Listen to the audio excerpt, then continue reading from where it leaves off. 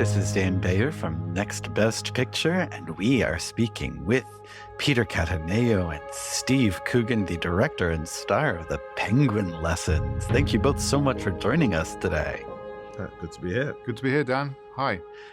Very excited to talk to you about this delightful film, but I couldn't help but thinking when I'm watching this that, the apocryphal rule, never work with animals or children, and yet here you are doing both in one project. So how did you survive? Well, yeah, animals and children in the project, in the same scene, in the same room, in the same shot sometimes. First of all, they were teenagers, which helps. But they're still a little unruly. A lot of them were non-actors. I wanted them to feel kind of authentic, the kids in the class. So some of them hadn't acted before. Patience, I suppose, and understanding a different language. It's the same for any actor as well. I always think that you need to speak a different language, metaphorical language, to whoever you're working with. An animal handler, a penguin, a 13-year-old non-actor, a really experienced actor, a more methody actor. So it's just adjusting your way of communication and making things clear to all the different people that need to get the instructions. I mean, I have to say, part of my MO in the work I do is if something seems like fraught with pitfalls or prone to total failure, that's the reason I want to do it, to see if I can avoid. It's like, I wonder if I can do this and not have it be a total disaster. So a strange masochistic approach, but I thought, working with kids and a penguin, I'm like, that sounds difficult. Yeah, let's do that. Yeah, it sure was like quite, I think for the producers, it's an independently financed film, so the money is cobbled together from various different places, and there's no big studio, which is great in terms of I was never given any notes from on high about do this, do that. But what it also means is if you start to go over on the schedule, there's no one to go to and say, can we have a little bit more for another day shooting? So, and you have a bond company who have to sign off that the film is going to be completed before everyone starts spending money. And they sat me down like, can you guarantee that you can get the penguin to do this? Can you guarantee that this day will work with all this stuff you're going to shoot with the penguin? And you just have to say yes. But I'd never done it. I'd never done it before, So, but once we got a few days in, it was a very steep learning curve. I learned tricks, which I kind of wished I'd learned on, week 2. I was like, oh God, I wish I'd known all this on first day with the penguin, because we learned little tricks and just ways to behave and ways to shoot it, which would help the edit.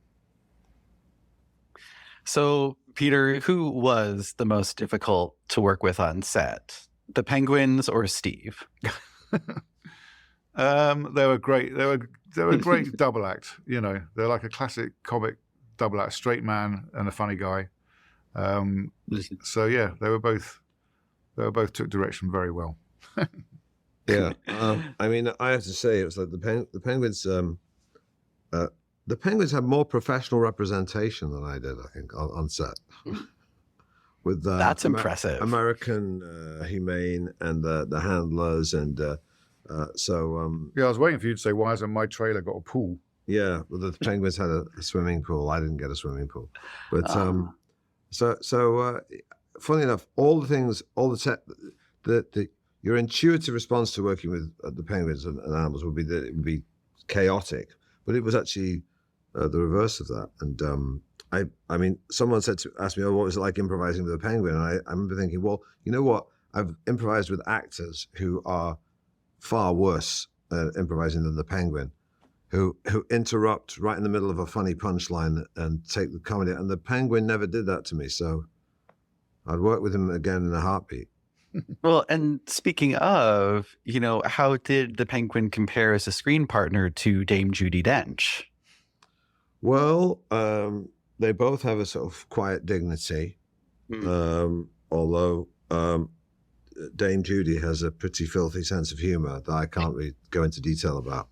And the penguin didn't have that, so there's a difference there. But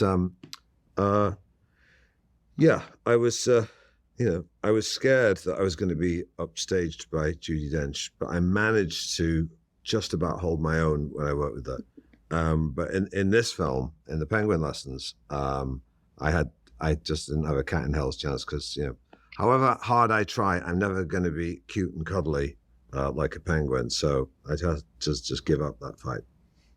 Yeah, the little wings, you can't just grow those, You unfortunately. can try and walk like a penguin, but it just doesn't come off right. Yeah. So much of your dialogue in the film, Steve, feels very tossed off and in the moment as if it's not scripted, but that makes it difficult to tell when you're improvising and when you're not. How, knowing that Steve is such a incredible improvisational comedian, Peter, how much of that did you allow on set? Well, we had the advantage of Steve being very closely involved in the development of the script. So we would do Zoom calls where Steve would kind of improvise then with Jeff and me, and Jeff would be like writing down lines of dialogue and they'd go into the script. So they are improvised, but a few weeks before we're actually shooting. And actually Steve said to me, don't worry. I think he knew I was probably going to ask the question or say what I was going to say, but don't worry. Day one of photography, I'm just an actor. I'm not going to be like improvising, trying to change the dialogue, because we'd gone through all that in prep. So the odd bit here and there where, and Steve's very good at giving the director's and the editor's dream, which is a funny little line at the very end of a scene. But there was even stuff that we cut to try and get the film down to length and down to budget, and then we all remembered it, and then we'd shoot it anyway in some scenes, the bits at the end, extra bits. So yeah, it was very workmanlike. Once we got there, we shot the script minus a few little flourishes here and there. There was very little discussion about, oh, I could say this, I could do that. We'd done all that in prep. It was still a tiny bit, but generally, like Peter said, the improvisation had taken place before in a room. So I was repeating stuff that I'd made up on the spot. Yeah. That's a really wonderful way to work, and I know not many people get that. That's a wonderful opportunity that you guys had to do that with Jeff Pope, this incredible screenwriter. Over the course of the film, everyone ends up confiding in Juan Salvador, the penguin, at some point. And did either of you feel that impulse yourself while working with them? It's funny that there is a quality that penguin has. I don't know whether it's projected by human beings, but its inscrutability draws you in, and or their inscrutability, I should say.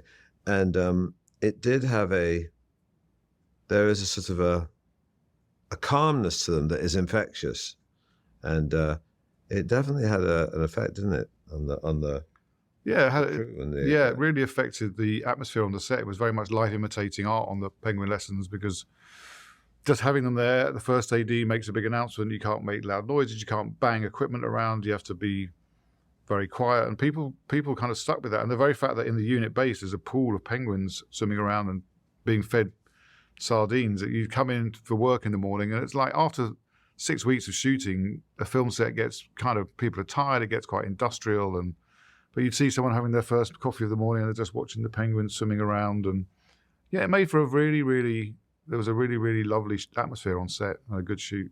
I talk to the penguins every morning before we started shooting. I go up and say hello, stroke them, talk to them, let them hear my voice.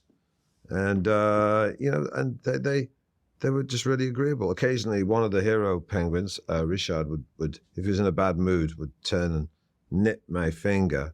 But I kind of liked the fact that he wasn't. It made me like him more, I guess. Yeah, that was great. And also, that's filtered down. If the lead actor is doing that, and the rest of the cast are like, okay, this is how we do it, right?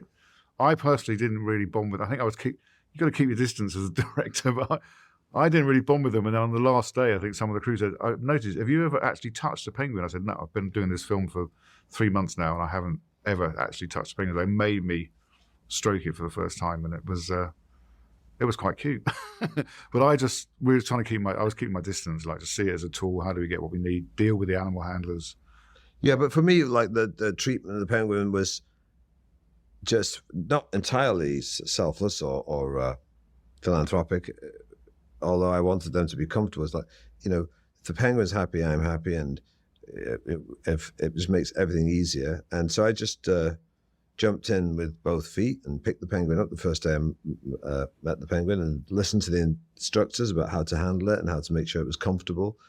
And just sort of got on with it. And And I became really comfortable with them, and they became comfortable with me. And yeah, so, we had a great team around us. You know, we had the animal handlers, and we have American Humane who were there to safeguard the penguins. And we sat down before I'd ever met a penguin. We just went through the script, what's possible, what's not possible, what's the atmosphere got to be like on set, what's okay to do, what's not okay. I mean, it's pretty obvious. You're just going to encourage it to do things. And sometimes that involves they come in pairs, they mate for life. So the best way to get a penguin to go from A to B is to let them have a little play together and a little chat. And then the handlers very gently take away one of the partners, just put it behind camera, and that's the way to get penguin just to waddle from A to B. because the penguin wants to go and meet his penguin girlfriend, or vice versa.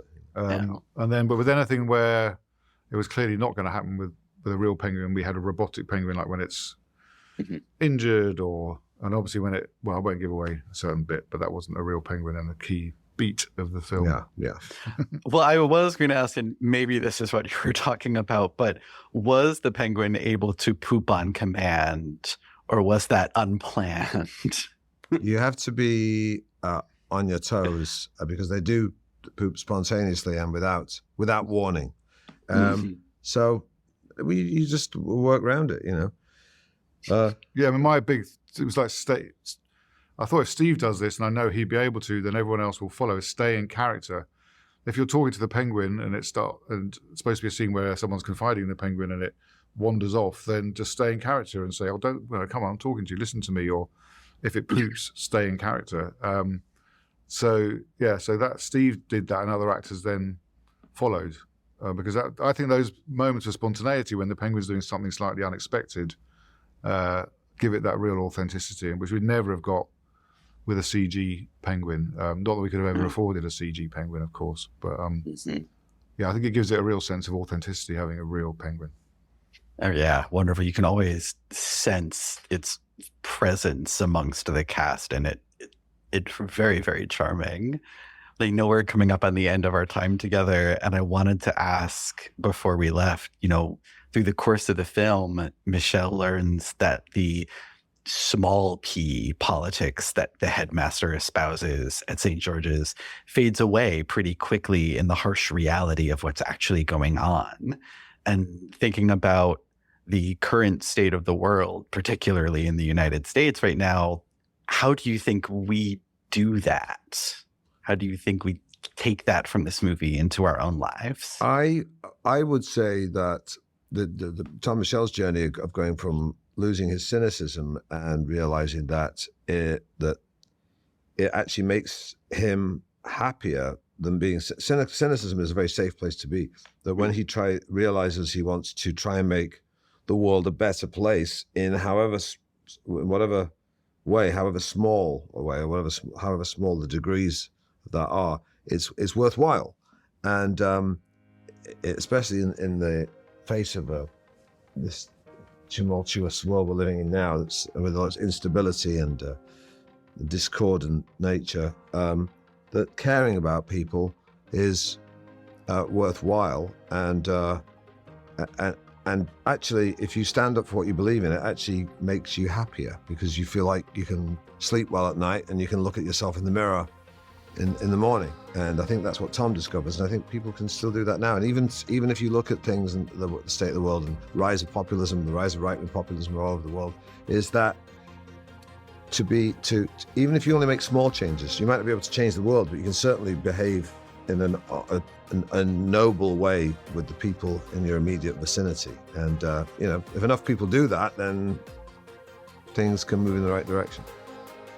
It's a very beautiful sentiment. Thank you so much, Steve, and thank you as well, Peter, for the film and for speaking with us today. Thank you very much. You. Nice to talk to you. And you.